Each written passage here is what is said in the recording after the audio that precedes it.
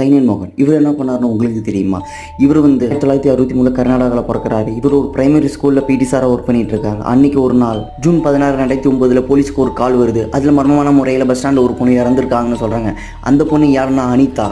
அனிதாவோட உடம்ப அட்டாப்சி பண்ணதுக்கப்புறம் அந்த ரிப்போர்ட்டில் என்ன வந்ததுன்னா, இவங்க உடம்புல சைனியர் கலந்துக்கிறா வந்தது. இவங்களோட மொபைல் ஃபோனை ட்ரேஸ் பண்ணி பார்த்ததில் காவேரின்ற பொண்ணுக்கு அடிக்கடி கால் போனது இருந்தது. போலீஸ் காவேரி வீட்டுக்கு போய் பார்க்குறாங்க. ஆனால் காவேரி காணாமல் போய் 3 மாதம் ஆச்சு. அப்புறமா காவேரி ஃபோனை செக் பண்ணி பார்த்ததில் புஷ்பா என்ற பொண்ணுக்கு அடிக்கடி கால் போயிருக்கு. போலீஸ் புஷ்பா வீட்டுக்கு போய் பார்க்குறாங்க. ஆனால் புஷ்பா காண போய் 1 மாதம் ஆயிடுச்சு. இது தெரிஞ்சு போலீஸ்க்கு ரொம்பவே ஷாக்கிங்காக இருந்தது. அதுக்கப்புறமா மீண்டும் காவேரி ஃபோனை செக் பண்ணி பார்த்ததில் சுமித்ரா என்ற பொண்ணுக்கு அடிக்கடி கால் போயிருந்தது. சுமித்ரா ஃபோனில் செக் பண்ணி பார்த்ததில் மோகன்குமார் எழுதியா மாட்டான். பஸ் ஸ்டாண்டில் தனிமையில் இருக்க பொண்ணுங்கள்ட்ட காதல் வலையை வீசுறான். அதில் விழுகிற பொண்ணுங்கள்ட்ட தன்னை ஒரு அரசு அதிகாரின்னு நம்ப வைக்கிறான். திருமணம் பண்ணிக்கணும்னு சொல்லி ஏமாத்தி லாட்ஜில் 2 பேரும் ஒன்றா இருந்துட்டு மறுநாள் காலையில் கர்ப்பம் கலைக்கிற மாத்திரன்னு போய் சொல்லி சைன் எடுக்க கொடுக்குறான். அதை சாப்பிட்டு மர்மமான செத்ததுக்கு அப்புறம் லாட்ஜுக்கு போயிட்டு இருக்கிற நகையை எடுத்துகிட்டு ஓடிடுறான். இதே மாதிரி 20 பொண்ணுங்களை கொண்டு